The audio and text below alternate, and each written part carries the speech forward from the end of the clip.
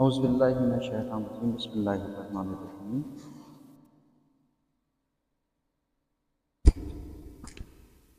الحمدللہ رب العالمین الصلاۃ والسلام علی اشرف الانبیاء والمرسلین۔ اب یہاں پہ دیکھیے کتاب جو ہے فاطمہ معرفت فاطمہ اس عنوان پر ہے، حضرت زہرا منفرد فضائل کی ملکہ۔ منفرد فضائل کسے کہتے ہیں؟ یعنی وہ فضیلتیں کہ جو آپ کے اندر پرسنل پائی جاتی ہیں، شخصیت کے طور پر، یعنی وہ فضیلتیں جو کسی اور کے اندر نہیں ہیں، اسے کہتے ہیں منفرد۔ ٹھیک ہے، علیہ السلام آ جاؤ۔ تو یہ جو کتاب منفرد ہے، اس میں تالیف اور تحقیق کرنے والے جو ہیں سید مناظر حسین نقوی صاحب ہیں۔ اس میں دیکھیے ہیڈنگ سے ہمیشہ یعنی سوالات بہت سارے ہیڈنگوں کے ذریعے بنائے جاتے ہیں۔ مثلا جیسے حضرت فاطمہ زہرا کون کا مطلب کیا ہوا؟ یعنی جس میں یہ کہا جائے گا کہ آپ کی شخصیت کے بارے میں سوال کیا جا سکتا ہے۔ تو یہاں پر اگر دیکھیے تو جناب فاطمہ زہرا کیا ہیں؟ کون بتائے گا؟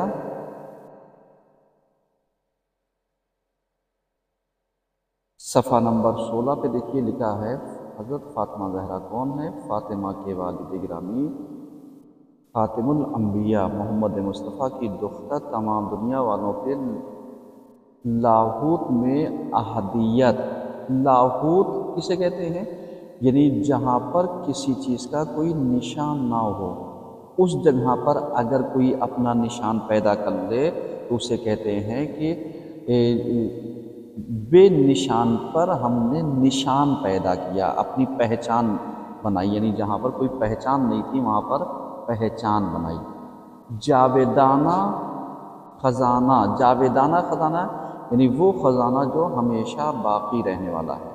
عالم جبروت کے مظاہر۔ عالم جبروت کسے کہتے ہیں؟ یعنی تم نے دیکھا ہوگا کہ وہ دنیا کی جہاں پر جبر والجبروت، جہاں پر کیا ہوتا ہے؟ جہاں پر سختیاں کی جاتی ہیں۔ تم نے دیکھا ہوگا کئی عالم ہیں، عالم برہوت، عالم جبروت، وادی السلام، وادی برہوت الی آخر، بہت سارے وادی، اسی میں سے ایک یہ۔ اس کے عالم جبروت کے مظاہر یعنی جہاں پر آپ کی شخصیت ظاہر ہوتی ہے، کی رحمت کا خزانہ اور خدا سبحان کی رافت کہتے ہیں رحمت کو، یعنی بے پناہ رحمت وہ مہربانی کا سرچشمہ ہے، اور ہر چیز کی پیغمبر خاتم کے وجود سے تعریف کی جاتی ہے۔ اور اس مقام پر جناب زہرا اور ان کے والد گرامی کے بارے میں ہمارے پاس الفاظ نہیں ہیں، کیونکہ قطرہ سمندر کا جائزہ نہیں لے سکتا۔ اس سلسلے میں کتاب پرتوی از زندگانی پیغمبر کی طرف رجوع کریں، یعنی جہاں پر پیغمبر کے نوروں میں سے ایک نور، پیغمبر کے عکس میں سے ایک تصویر، یعنی اگر اردو میں ترجمہ کیا جائے تو اس طریقے سے، ٹھیک ہے۔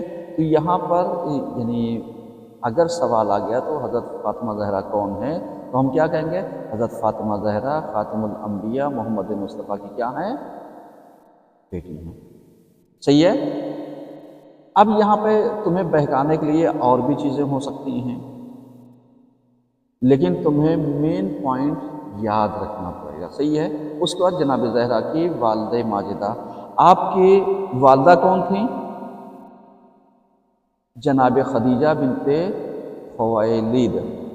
جناب خدیجہ بنت خویلد جو قبل از اسلام قریش کی سب سے باعفت اور نیک خاتون تھیں، یعنی صحیح ہے۔ تو اب اگر والدہ کے بارے میں یہ رہا جناب خدیجہ بنت خویلد، اور جناب خدیجہ بنت خویلد کون تھیں؟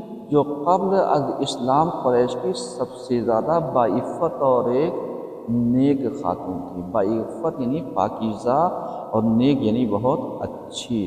وہ عالم اسلام کی سب سے بھلی نہیں ہوگا، یا ہو سکتا ہے سب سے پہلی خاتون، یہ بھی ہو سکتا ہے۔ صحیح ہے۔ تو یہاں پر یعنی پہلی کر لینا۔ جو خورشید اسلام کے طلوع کے بعد حضرت محمد مصطفیٰ پر ایمان لائی تو جناب فاطمہ زہرا یعنی یہاں پر ان کی جو والدہ ہیں جناب خدیجہ، یہ پیغمبر اسلام کے اوپر سب سے پہلے ایمان لانے والی خاتون تھیں۔ صحیح ہے؟ تو اب اگر سوال گھما دیا جائے کہ اس پیغمبر اسلام پر سب سے پہلے ایمان لانے والی خاتون کا نام کیا ہے؟ فاطمہ بنت اسد، فاطمہ بنت محمد، صحیح ہے؟ اس پر جناب خدیجہ بنت خویلد یا سب، تو جواب کیا ہوگا؟ یعنی کنفیوز نہ ہونا، صحیح ہے؟ اس کے بعد دیکھیں ان کے بارے میں ملتا ہے شوہر امیر المومنین، عالم کے پیشوا اور تمام اوصیاء کے سردار ہیں، اور بلاغت اور فصاحت کا سرچشمہ، بہادری اور نرمی کا رمز۔ رمز کہتے ہیں پاسورڈ کو، جیسے ہم لوگ کہتے ہیں نا پاسورڈ لگاتے ہیں کسی چیز کو، لاک، لاک الگ چیز ہو گئی۔ کبھی کبھی تم نے دیکھا ہے کہ لاک یعنی ہم کسی سے چھپانے کے لیے کرتے ہیں، کبھی ایسا ہوتا ہے ایک وہ چیز جو ہم جانتے ہیں دوسرا کوئی نہیں جانتا، تو اگر پاسورڈ یعنی وہ چیزیں جس کی وجہ سے کوئی چیز کھلے گی، لاک تو ہم نے جان بوجھ کے لگا رکھا ہے کہ کوئی جانے نہ، تو اب یہاں پر اگر یہ کیا جائے تو رمز یعنی اسرار، سر، راز کی جمع ہے رمز، صحیح ہے؟ اس طریقے سے، اور رمز کا مطلب کیا ہوتا ہے؟ یہ پاسورڈ کیا اگر انگلش میں کیا جائے۔ امیر المومنین علی ابن ابی طالب علیہ السلام ہے، جن کی عظمت اور شرافت میں یہی کافی کہ وہ جناب فاطمہ کے ہم شان ہیں۔ تو آپ کے شوہر کون ہیں؟ امیر المومنین علی ابن ابی طالب علیہ السلام۔ اولاد آپ کی کتنی تھی؟ 5 اولادیں تھیں، صحیح ہے؟ کتنی؟ 5 اولادیں، جن میں 3 بیٹے اور 2 بیٹیاں۔ 2 بیٹے کون کون سے تھے؟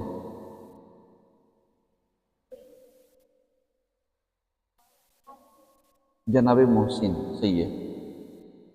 اب یہاں پہ دیکھیں بیت حضرت زہرا، بیت حضرت زہرا وہی گھر جہاں وہی اور برکتیں اور خیرات نازل ہوتی ہیں، اور اللہ اس کے رسول کے نزدیک سب سے عزیز گھر ہے، یعنی بیت زہرا جو ہے جناب فاطمہ زہرا کا جو گھر ہے یہاں پر وہی اترتی تھی، اور یہ اللہ اور پیغمبر کے نزدیک سب سے بہترین گھر تھا، خیر و برکت والا گھر تھا۔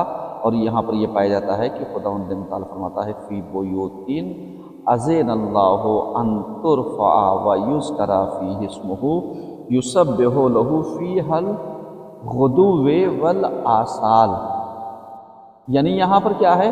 یہاں پر یہ ہے کہ یہ چراغ ان گھروں میں ہے جن کے بارے میں خدا کا حکم ہے کہ ان کی بلندی کا اعتراف کیا جائے اور ان میں ان کے نام کا ذکر کیا جائے، ان گھروں میں صبح و شام اس کی تسبیح کرنے والے ہیں۔ اب یہاں پر دیکھیے فی بیوتن اذن اللہ ان ترفع، یعنی یہ گھر ایسا ہے جس میں اللہ چاہتا ہے کہ وہ کیا کر دے، کہ جہاں پر لوگ آ کر کے آپ کی بلندی کا اعتراف کریں، قبول کریں، صحیح ہے؟ یعنی یہ عظمت زہرا ہے، اور اس کے ذریعے یعنی اللہ کیا کرنا چاہتا ہے؟ اعتراف کرانا چاہتا ہے، اور اسی گھر میں تسبیح بھی ہوتی ہے اور تحلیل بھی ہوتی ہے، جہاں پر صبح اور شام اللہ کی تسبیح کیا کی جاتی ہے؟ پڑھی جاتی ہے اور حمد و ثنا کی جاتی ہے۔ یہ تھا بیت زہرا۔ بیت زہرا میں کیا کیا ہے؟ بیت زہرا میں جیسے سوال اگر گھما دیا جائے، ایک سوال ایسے ہو سکتا ہے کہ کیا بیت زہرا اس کو کہتے ہیں جہاں وہی آتی تھی، یا جہاں وہی آتی تھی اس کو بیت زہرا کہتے ہیں؟ دونوں میں کیا فرق ہے؟ کون بتائے گا؟ جہاں وہی آتی تھی وہ بیت زہرا ہے، یا بیت زہرا وہ ہے جس میں وہی آتی تھی؟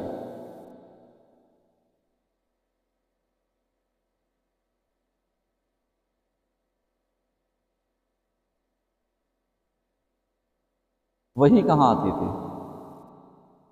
بیت زہرا میں، صحیح ہے؟ تو یہاں پر سوال کیا ہوگا؟ بیت زہرا میں وہی آتی تھی، صحیح ہے، نہ کہ وہی میں بیت زہرا آتی تھی۔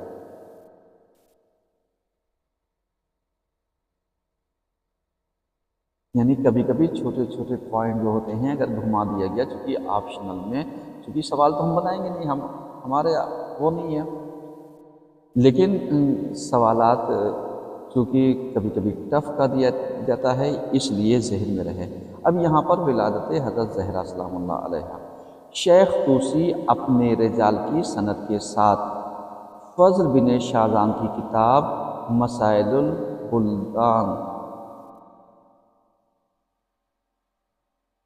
بلدان سے نقل کرتے ہیں کہ جناب سلمان جو صحابی اور پیغمبر کے قریبی تھے بیان کرتے ہیں۔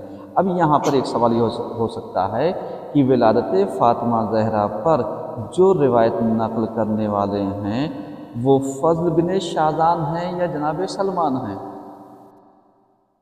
لیکن تم لوگ کیا ہوتی ہو؟ یاد ہے، ہمیں یاد پڑ رہا ہے، شاید ایسے ہی پچھلے سال کچھ روایتوں کا وہ سوالات ایسے ہی تھے نا، نام آ رہے تھے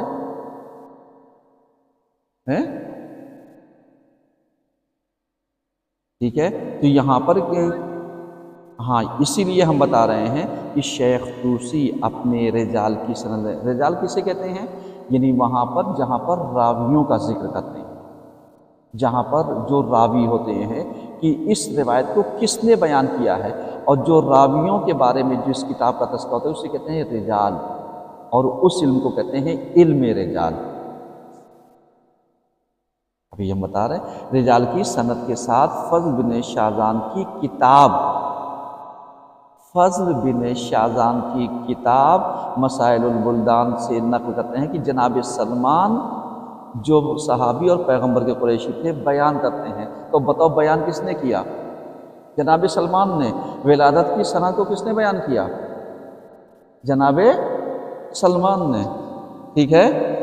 تو اب یہاں پر یا سلمان و لیلتا اسریا اسریا بی الی السماء، یعنی الی آخر یہاں پر کیا کیا گیا؟ تو اس روایت کو جناب سلمان بیان کرتے ہیں، اور یہ کس سے نقل کرتے ہیں؟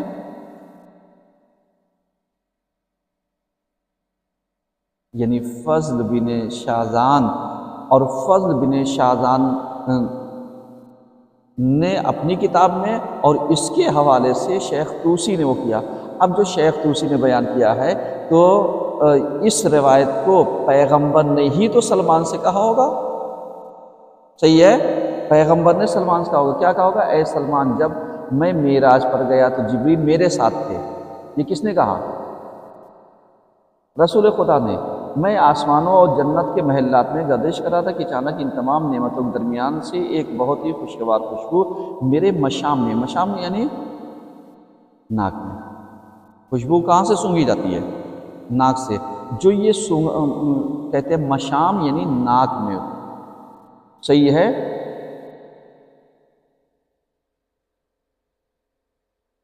مشام میں آئی کہ اس کی عطر خوشبو سے میں حیران رہ گیا، یعنی جو اس کی خوشبو تھی اس سے میں حیران رہ گیا۔ میں نے جبریل سے کہا اے میرے حبیب یہ خوشبو جو دوسری جنت کی خوشبوؤں پر غالب آئی ہے کیا ہے؟ انہوں نے کہا اے محمد یہ خوشبو ایک سیب کے درخت سے ہے جسے اللہ نے 3 لاکھ سال پہلے پیدا کیا، اور ہم نہیں جانتے کہ اس کی تخلیق کا مقصد کیا ہے۔ اسی دوران میں نے فرشتوں کا ایک گروہ دیکھا جو وہ سیب لے کر آئے اور مجھ سے مخاطب ہو کر کہنے لگے اے محمد خداوند متعال نے آپ پر درود و سلام بھیجا اور یہ سیب آپ کے لیے تحفہ میں بھیجا۔ میں نے وہ سیب لیا اور جبریل کو دیا، اور انہوں نے اسے اپنے بالوں پر کے نیچے رکھا، اور جب ہم زمین پر واپس آئے تو اس پھل کو مجھے واپس کر دیا۔ میں نے کھایا جس کے نتیجے میں یہ نور میری سلب سے رحم جناب خدیجہ میں منتقل ہو گیا۔ تو جناب فاطمہ زہرا کا جو نور تھا وہ سیب کے ذریعے یعنی پیغمبر کے صلب میں گیا، اور پیغمبر کے صلب سے جناب خدیجہ کے شکم میں گیا، صحیح ہے؟ تب جا کر کے یعنی جناب فاطمہ زہرا کا وجود جو ہے جناب خدیجہ کے شکم مبارک میں کیا ہوا؟ قرار پایا، صحیح ہے؟ تو اب یہاں پر پھر اللہ نے مجھ پر وحی کی، تو اب یہاں پر کئی چیز ہو گئی، یعنی جناب فاطمہ زہرا کے ولادت کے انتظام میں اللہ نے کس چیز سے کو ذریعہ بنایا؟ سیب کو، پیغمبر کو، جبریل کو، فرشتے کو،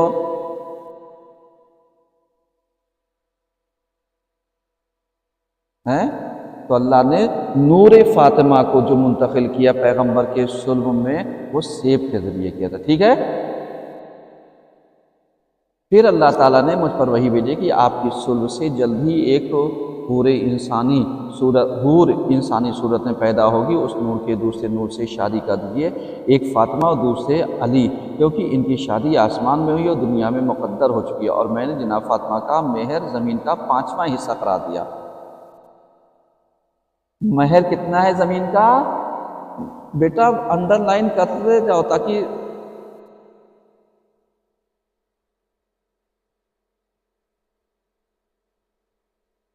کیا ہے؟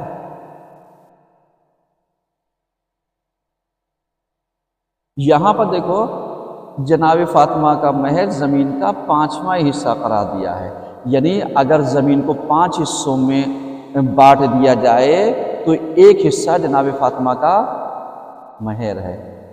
ایک حصہ، جیسے 5واں حصے کا مطلب کیا ہوا؟ زمین پوری جو کائنات کی زمین ہے اس کو 5 حصوں میں بانٹیں گے تو ایک حصہ جناب فاطمہ کا کیا تھا؟ مہر تھا۔ صحیح ہے؟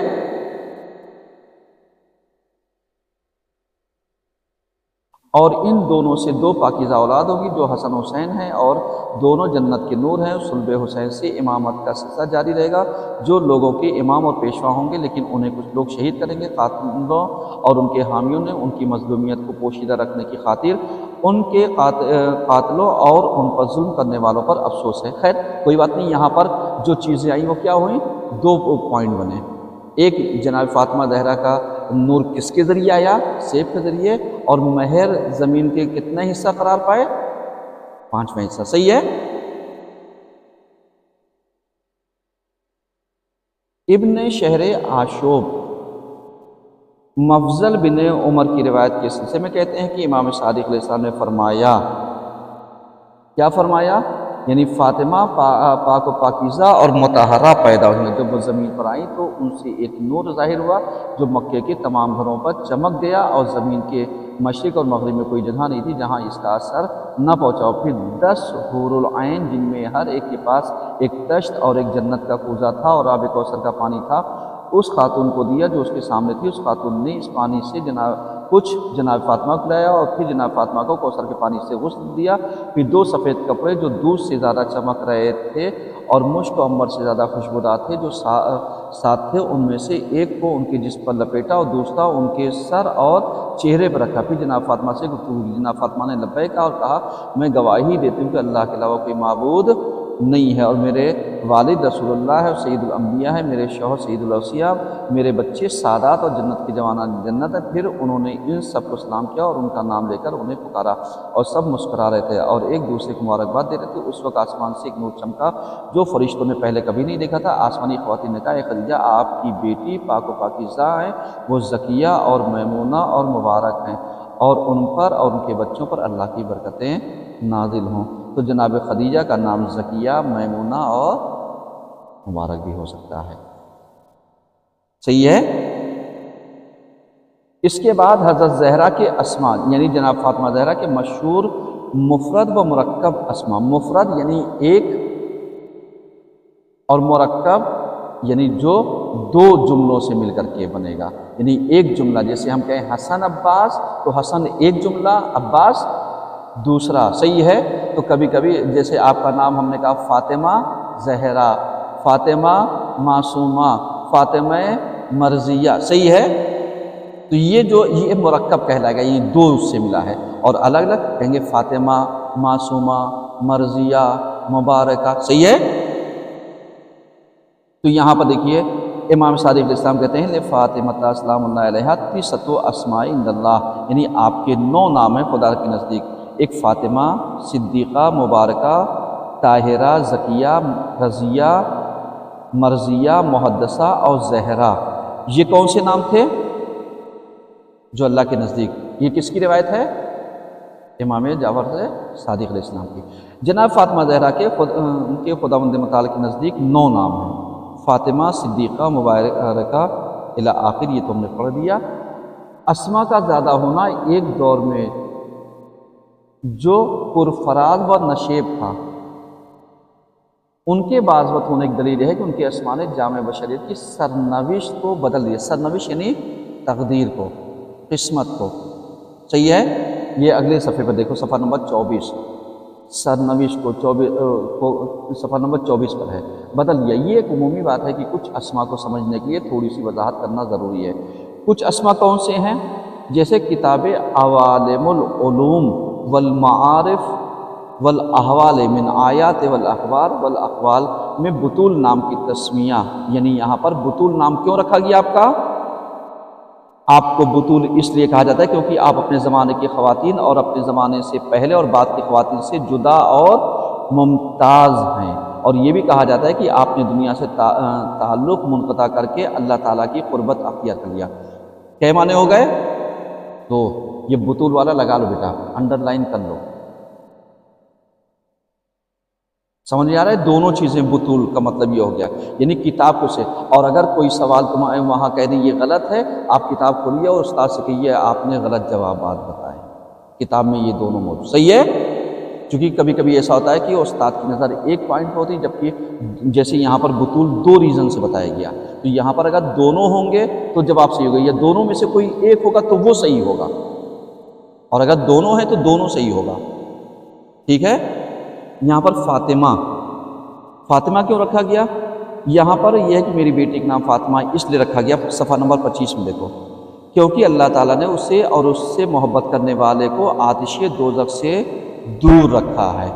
یہ کس نے کہا ہے؟ یہ پیغمبر نے کہا ہے۔ کس نے کہا ہے؟ پیغمبر نے کہا۔ اور اس کے بعد امام جعفر صادق علیہ السلام نے کیا کہا ہے؟ کہا جناب فاطمہ کے لیے فاطمہ کا نام اس لیے منتخب کیا گیا کیونکہ لوگوں کو ان کے مقام و منزلت کے حقیقی ادراک اور معرفت سے دور کر دیا ہے۔ یعنی اگر وہ کیا جائے کہ فاطمہ کے نام کی وجہ تسمیہ کا مطلب ریزن، وجہ تسمیہ کا مطلب ریزن کہ آپ کا نام کیوں رکھا گیا، تو پیغمبر نے کیا بتایا؟ کیونکہ آپ سے محبت کرنے والے کو اللہ نے کیا کر دیا ہے؟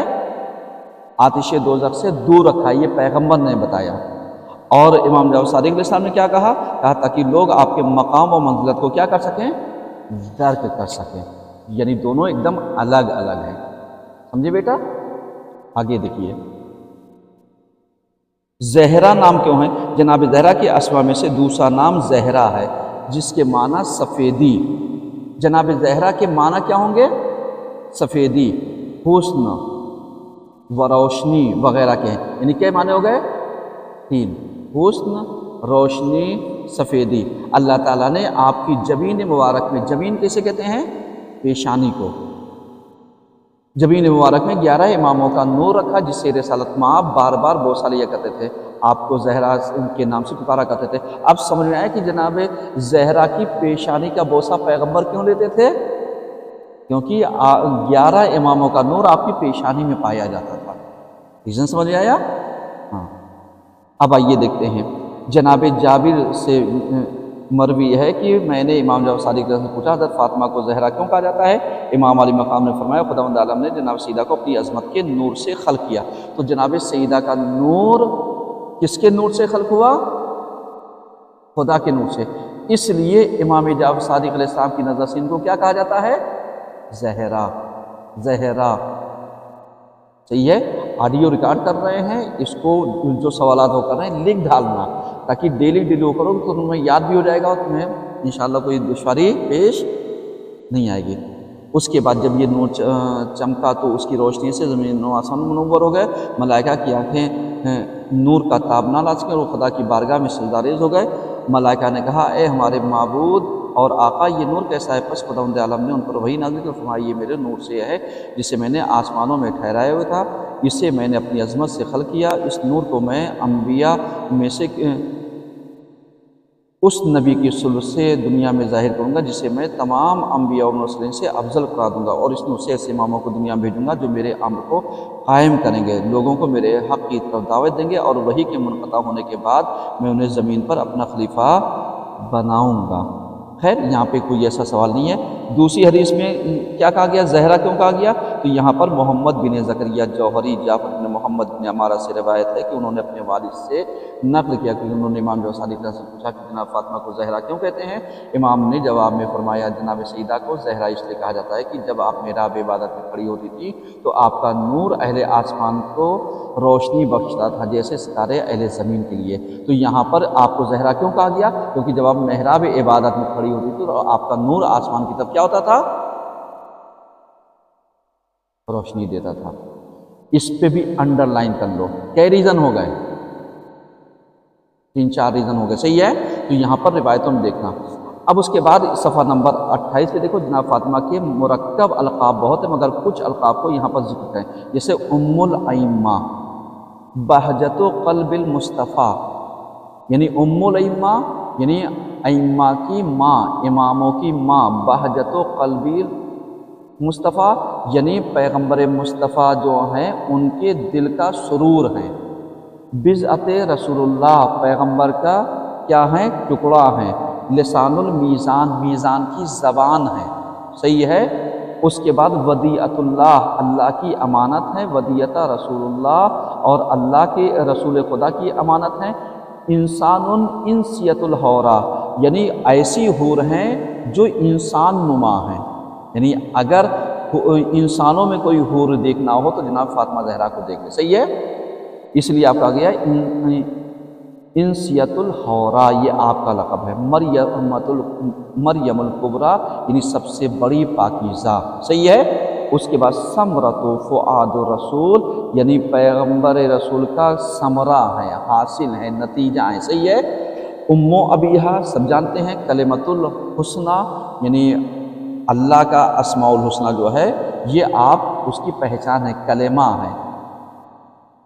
بیت المعمور یعنی جہاں پر اللہ جو ہے آسمان کے اوپر کیا کرتا ہے، یعنی قرآن کو بیت معمور پر نازل کیا ہے اور پھر وہاں سے لوح محفوظ پر آیا ہے، تو یہ بیت معمور بھی آپ کو کہا گیا۔ المسجور، مسجور کا مطلب کیا ہوگا، کون بتائے گا؟ بہرحال انہوں نے نام لیا، یہ مرکب نام ہے، مسجور اس وقت ذہن میں نہیں ہے، معنی کیا ہے؟ خصماء الحسنی، یہ بھی مرکب نام ہے، حورائے انسیہ یہ بھی، المجتہد شہیدہ، مجتہدہ کہتے ہیں اس کو یعنی جس کے جسم کی کھالوں کو نوچ دیا گیا، یعنی جیسے تم نے یعنی ایک مجتہدہ اسے بھی کہتے ہیں ایک تشبیہ دینے کے لیے، جیسے کبھی تم نے مرغ کے پنکھوں کو نوچتے ہوئے دیکھا ہے نا، بس یہ کیفیت پیدا ہوتی ہے۔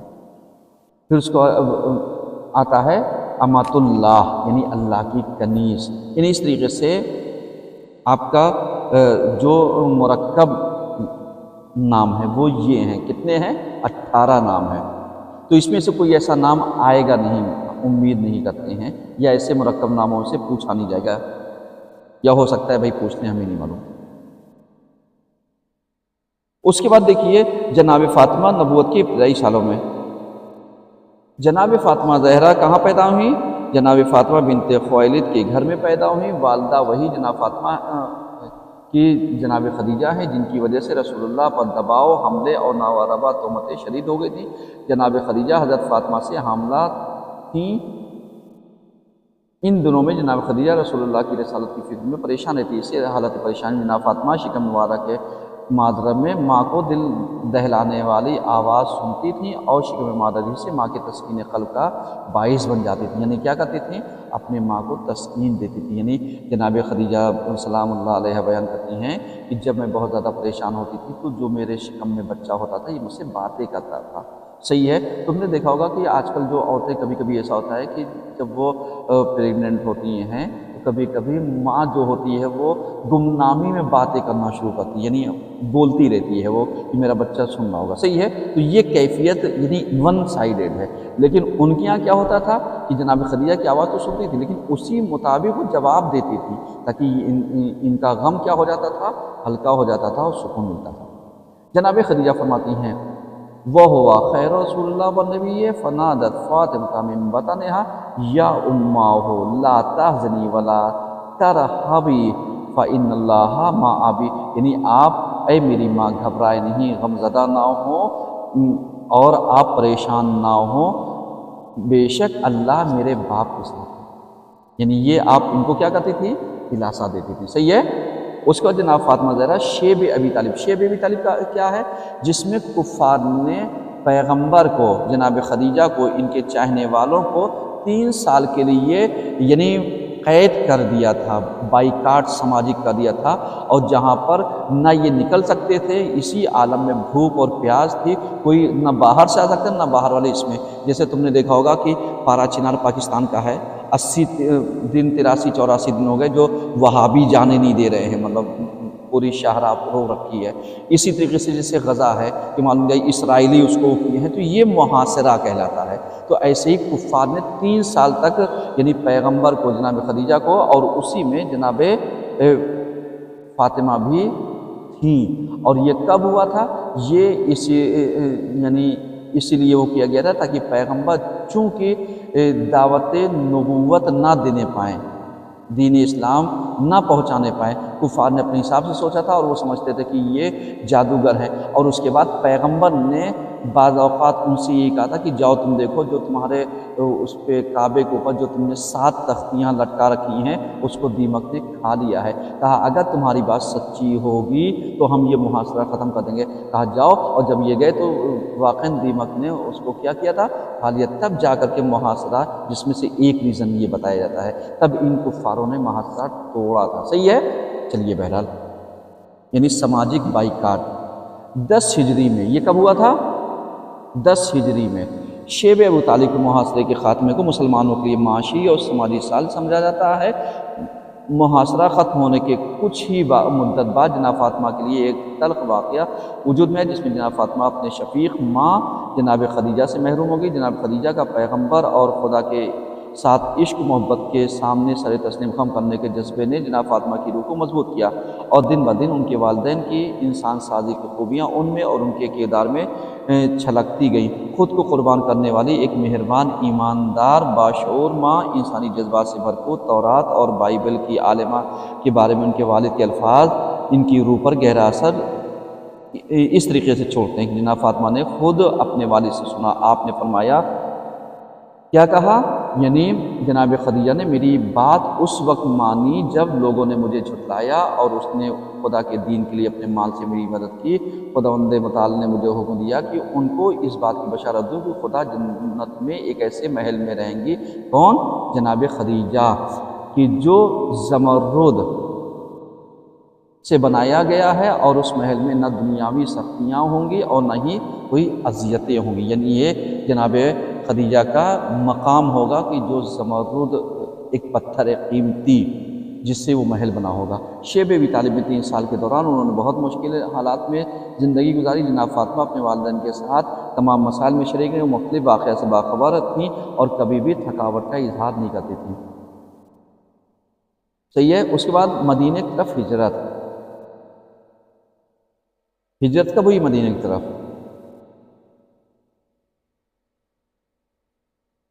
یعنی جس سال اگر دیکھا جائے، یعنی جناب خدیجہ اور جناب ابو طالب کا انتقال ہوا تھا، اسی سال پیغمبر نے کیا کر دیا تھا؟ ہجرت کر لی تھی، کیونکہ اب آپ کے لیے جو تھا یعنی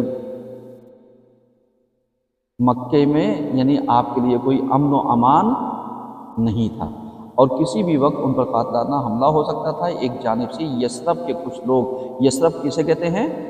مدینے کو مسلمان ہو گئے تھے، اور عقبہ میں دوبارہ رسول اللہ سے اپنی وفاداری کا اعلان کیا۔ اسی لیے جو بیعت ہے، بیعت عقبہ اولا اور عقبہ ثانیہ، بہرحال ہمیں ادھر نہیں جانا ہے۔ اپنی وفاداری کا اعلان کیا، رسول اللہ نے مدینہ کی طرف ہجرت کرنے کا فیصلہ کیا۔ رسول اللہ نے جس رات میں مدینہ کی جانب ہجرت کی، اس رات کو لیلۃ المبیت کہا جاتا ہے۔ کیا کہتے ہیں؟ لیلۃ المبیت۔ لیلۃ المبیت وہ رات ہے جس سال پیغمبر نے کیا کیا تھا؟ ہجرت کی تھی، اور جس سال ہجرت کی تھی اس سال مولا کائنات نے کیا کیا تھا؟ اپنے نفس کو بیچا تھا، اللہ سے سودا کر لیا تھا، اس رات کو کیا کہا جاتا ہے؟ لیلۃ المبیت۔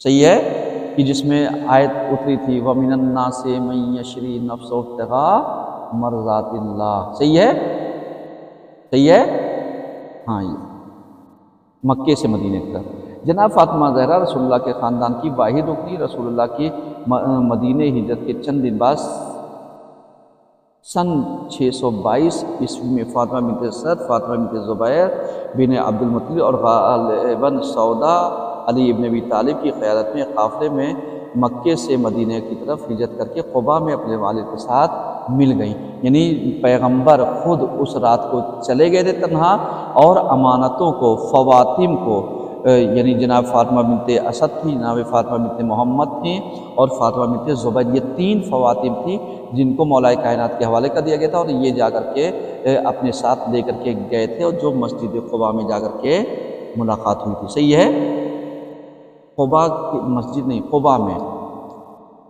اس کے بعد دیکھیے جناب فاطمہ زہرا مسجد الحرام میں پیغمبر خدا کی مددگار۔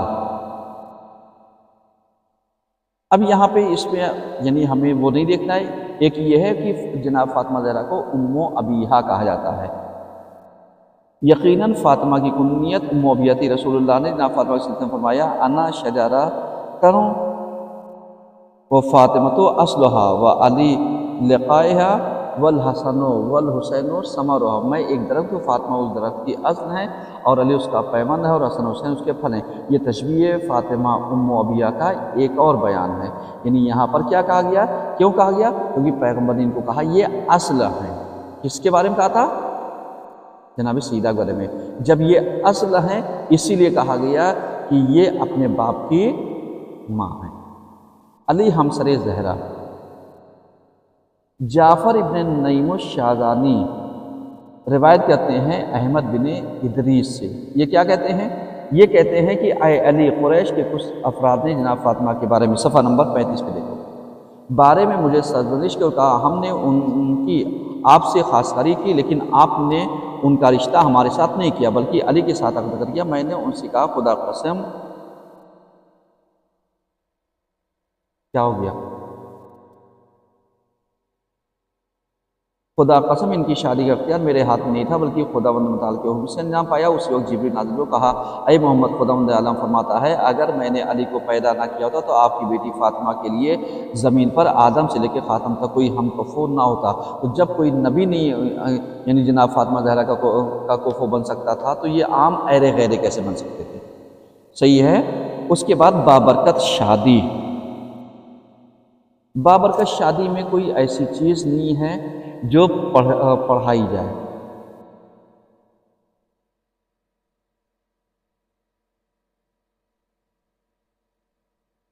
اب یہاں پہ ایک چیز وہ کیا جا سکتا ہے کہ بابرکت شادی کیسے کی جا سکتی ہے کہ جیسے قرآن کی ایک آیت ہے، یعنی سورہ نور کی آیت نمبر 26، الخبیثات للخبیثین، صفحہ نمبر 36 پہ دیکھیے، والخبیثون للخبیثات، یعنی خبیث عورتیں خبیث مردوں کے لیے، اور خبیث مرد خبیث عورتوں کے لیے، اور پاکیزہ عورتیں پاکیزہ مردوں کے لیے، اور پاکیزہ مرد پاکیزہ عورتوں کے لیے۔ اب جو جیسا ہوگا اس کو ویسے ہی تو ملے گا، خبیث ہوگا تو خبیث ملے گا، اور پاکیزہ ہوگا تو پاکیزہ ملے گا، چاہے مرد ہو چاہے عورت ہو۔ چونکہ یہ قرآن نے تو اس طریقے سے کفو معصومہ تھی تو ان کا کفو معصوم ہونا چاہیے تھا، یہ جو تھی طاہرہ تھی ان کا معصوم طاہر ہونا چاہیے۔ صحیح ہے۔ اب یہاں پر دیکھیے خطبہ عقد علی و فاطمہ۔ اب یہاں پر اگر دیکھا جائے نبی اکرم نے حضرت علی کو حکم دیا کہ مہاجرین اور انصار کو مسجد میں جمع کریں تاکہ ان کی موجودگی میں حضرت زہرا کے ساتھ خطبہ نکاح پڑھیں۔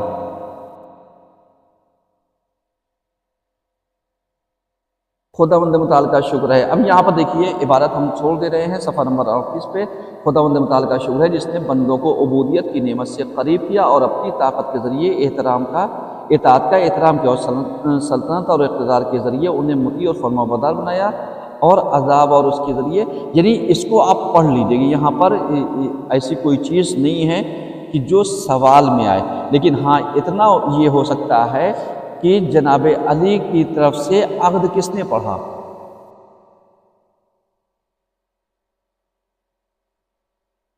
کس کا؟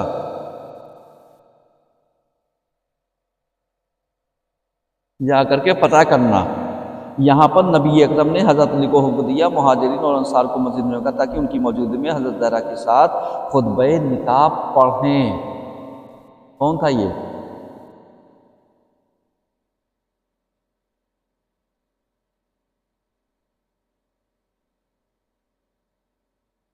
یعنی جو خطبہ پڑھا تھا وہ پیغمبر نے پڑھا تھا۔ یعنی یہاں پر جو سوال آئے گا وہ یعنی علی اور فاطمہ کا خطبہ نکاح کس نے پڑھا تھا؟ پیغمبر نے پڑھا تھا۔ اس کو وہیں پہ ایک سوال بنا کے نوٹ کر لیے، چونکہ اس میں ہے نہیں لیکن ہم نے بنا دیا ہے۔ لکھ لو سبحان اللہ۔ خطبہ نکاح جناب سیدہ کا کس نے پڑھا تھا؟ پیغمبر نے پڑھا تھا۔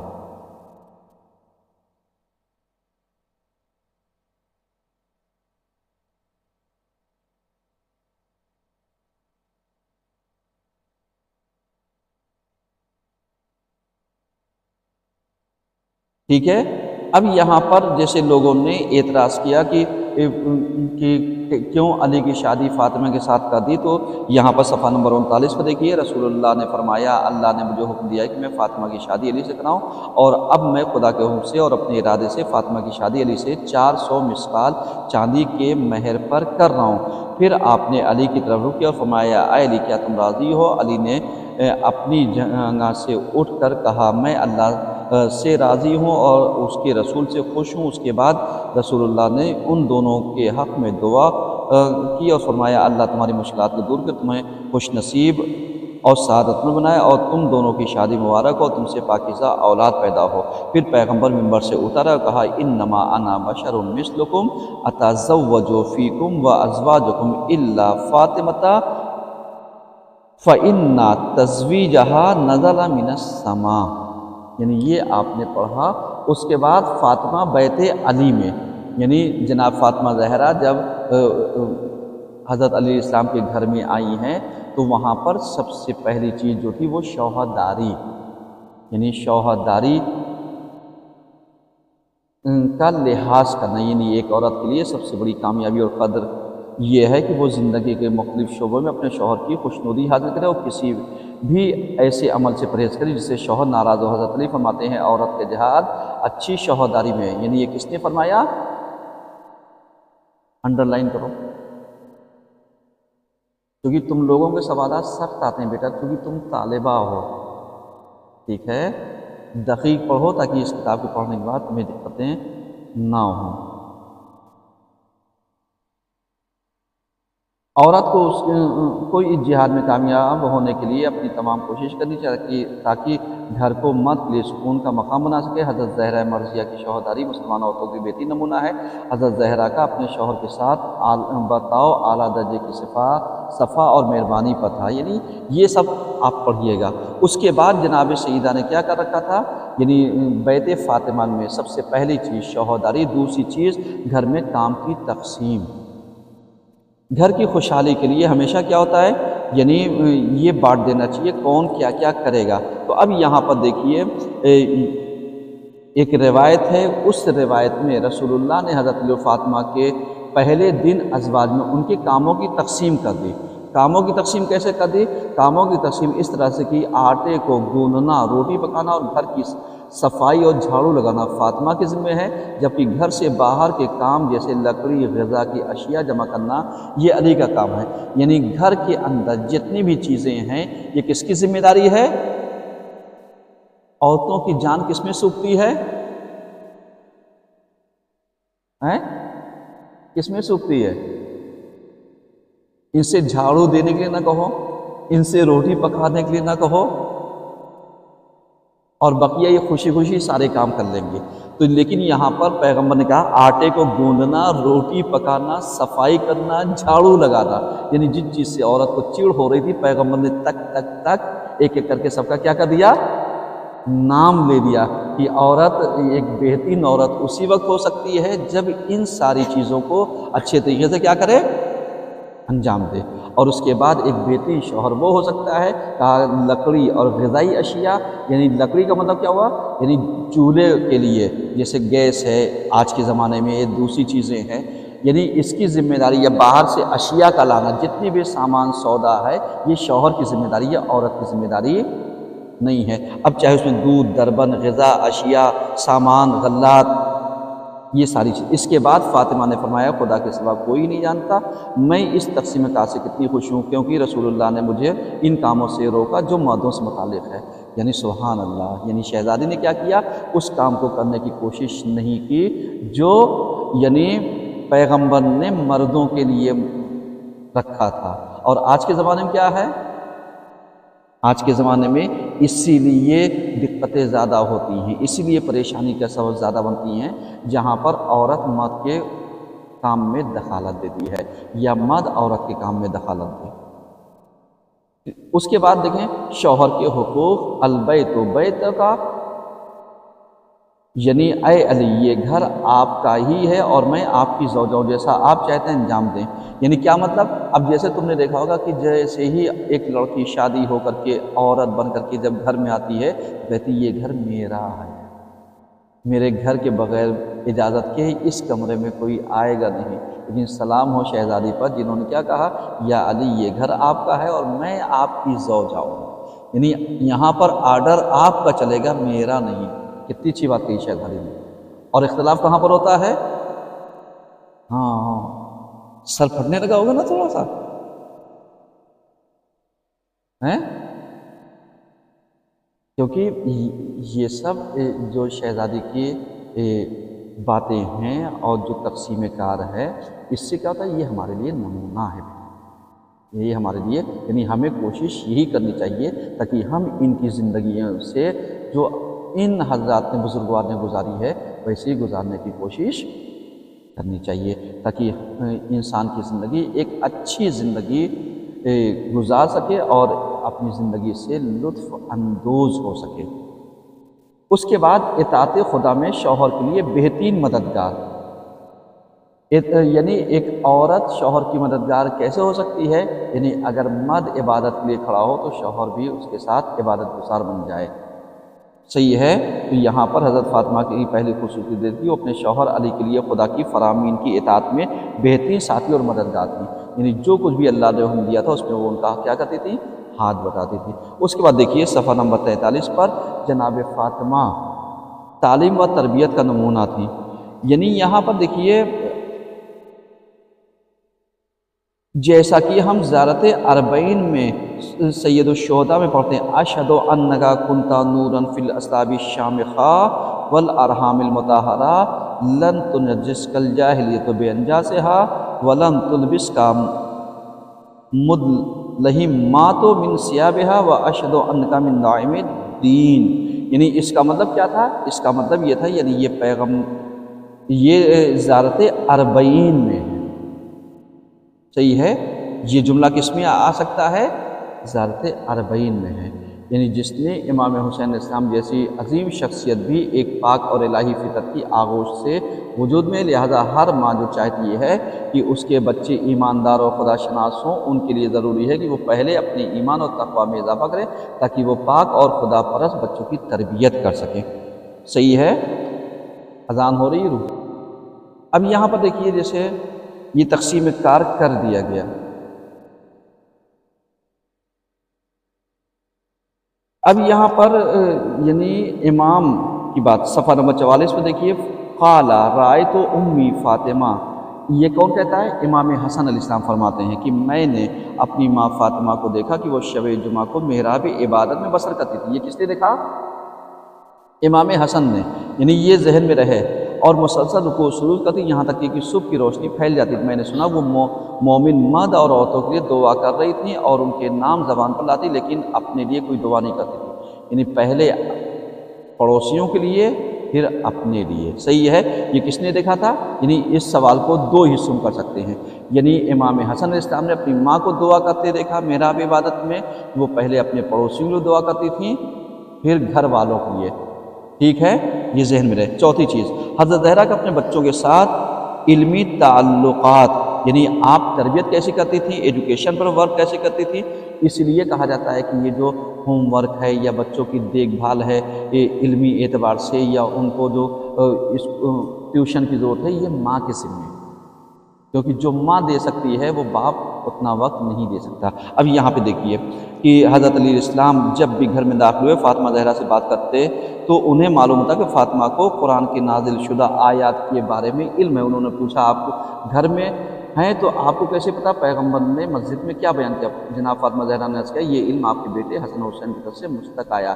یعنی جناب فاطمہ زہرا بتانا چاہتی ہیں کہ دیکھو بچے اگر مجلس میں جائیں تو ان سے پوچھو کیا پڑھا، نماز میں جائے تو پوچھو خطبے میں مولانا نے کیا کہا، صحیح ہے، تاکہ اسی بہانے بچوں کو یاد بھی ہو جائے گا اور ماں کو پتہ چل جائے گا کہ یہ گیا بھی تھا یا نہیں گیا تھا، ٹھیک ہے۔ جیسے آج تم نے دیکھا مجلسوں میں لوگ جاتے ہیں باہر کھیلتے رہتے ہیں، حصہ بٹا حصہ لے کر کے چلے گئے، حصہ لے کر کے چلے گئے، اب ماں باپ خوش، ہاں یہ مجلس سے آ رہا ہے، یہ پوچھو مولانا نے کیا پڑھا ہے، تب پتہ چلے گی یہ مجلس میں گیا تھا، ورنہ حصہ تو باہریوں کے لیے ملتا رہتا ہے۔ سمجھ آیا؟ یعنی اس طریقے سے اس سے ایک نتیجہ نکالا جا سکتا ہے۔ اب یہاں پر یہ کہا گیا کہ آپ نے اس کے بعد ایک جگہ پر مولا کائنات آڑ لے کر کے بیٹھ گئے۔ اب جیسے امام حسن علیہ السلام آئے بیان کرنے کے لیے تو ان کی زبان لکنت کھا گئی، تو جب لکنت کھا گئی تو پھر پوچھا ماں کیا بات ہے آج ہم بتا نہیں پا رہے ہیں؟ آج تمہاری بات تمہارے بابا بھی سن رہے ہیں۔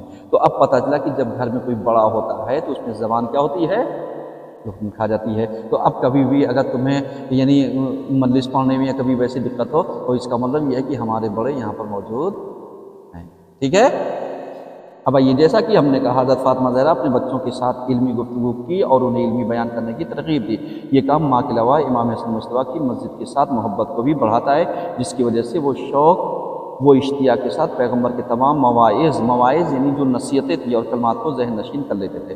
اس کے بعد عبادت فاطمہ، جناب فاطمہ زہرا فرماتی ہیں کہ عبادت کی مقدار اور کیفیت کی توصیف ایک ایسا کام ہے جو خداوند متعال اور اس کے خاص منتخب بندوں کے سوا کسی کے بس میں نہیں۔ یعنی کیسی عبادت کرنی ہے یہ اللہ خاص بندوں کو دیتا ہے۔ رات میں کون اٹھے گا یہ اللہ جانتا ہے، کتنا وقت ہم عبادت میں دیں گے یہ اللہ جانتا ہے۔ اب اگر اس کا کرم ہوگا تو ہم اٹھیں گے، ان کرم نہیں ہوگا تو نہیں اٹھیں گے۔ تو اب یہاں پر کہتے ہیں کہ میں نے اپنے آپ کو عالم قبر میں دیکھا۔ کون کہتا ہے؟ یعنی شادی کی پہلی رات عبادت خدا میں علی نے اس رات جناب فاطمہ کو پریشان اور روتے ہوئے دیکھا، تو ان سے پوچھا تو انہوں نے کیا کہا کہ میں نے اپنے آپ کو عالم قبر میں دیکھا، کیونکہ اپنے والد کے گھر سے آپ کے گھر کی طرف منتقل ہونا مجھے قبر کے منتقل ہونے کی یاد دلاتا ہے۔ اس کا مطلب کیا ہوگا؟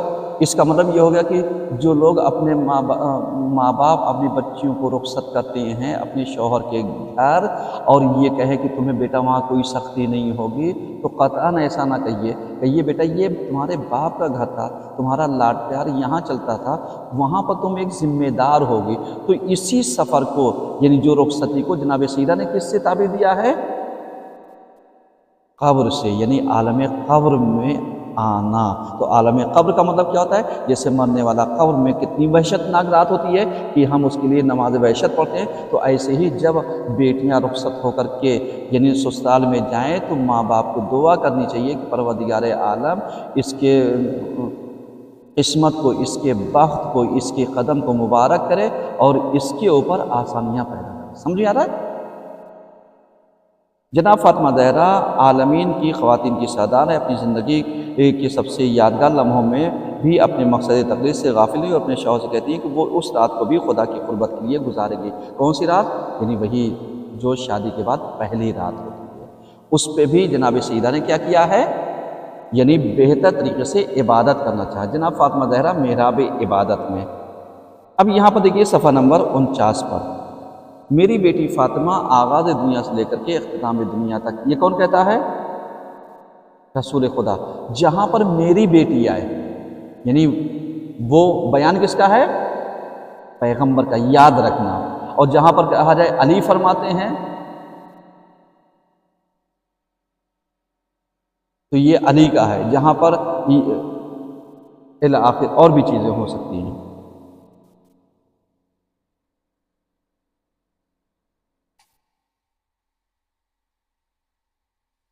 تو یہاں پر یعنی اس طریقے سے کیا کہتے ہیں کہ اس وقت یعنی میری بیٹی فاطمہ آغاز دنیا سے لے کر اختتام دنیا تک تمام عالمین کی عورتوں کا سردار ہے، فاطمہ میرے جسم کا حصہ، میری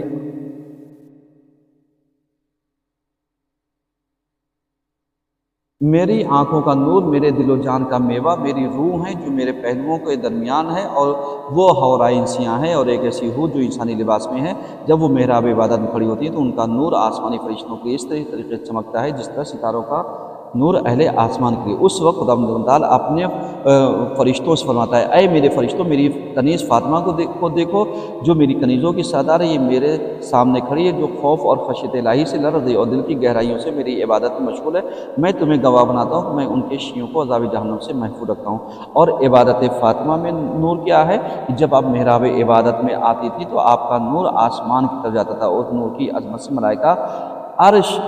ملائکہ عرش و سما حیرت زدہ ہوتے تھے، اس کی خوبصورتی کو دیکھ کر خوشی اور لذت میں ڈوب جاتے تھے۔ اور امام جعفر صادق رضی فرماتے ہیں کہ جناب فاطمہ زہرا کے نام کی وجہ پوچھی گئی تو امام نے فرمایا نابسیدہ کو زہرا اس لیے کہا جاتا ہے جب آپ محراب عبادت میں کھڑی ہوتی تھی تو آپ کا نور اہل آسمان کو روشنی بخشتا تھا، جیسے ستارے اہل زمین کو بخشتے ہیں۔ اس کو بھی انڈر لائن کر لو بیٹا، ٹھیک ہے؟ یہاں پر یہ کر لو، انشاءاللہ بقیہ کل 50 صفحے تک ہو گیا ہے۔ سلوات پڑھیے سب مل کر کے۔